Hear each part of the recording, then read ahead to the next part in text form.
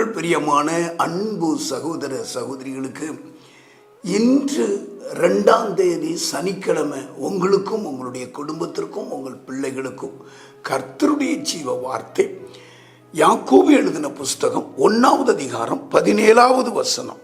நன்மையான எந்த ஈவும் பூரணமான எந்த வரமும் பரத்திலிருந்து உண்டாகி ஜோதிகளின் பிதாக்களிடத்திலிருந்து இறங்கி வருகிறது.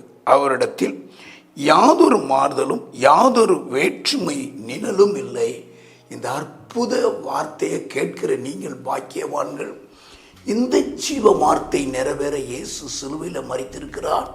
இந்த நாள் முழுவதும் இந்த ஜீவ வார்த்தை உங்களுக்கு ஆசீர்வாதத்தை கொண்டு வரும். ஜெபிப்போம். பரலோக தகப்பனே, இந்த ஜீவ வார்த்தை நிறைவேற இயேசு சிலுவையில் மரித்திருக்கிறேன்.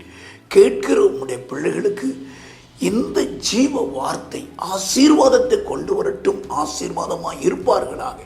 இயேசுவின் மூலம் ஜெபிக்கிறேன் பிதாவே.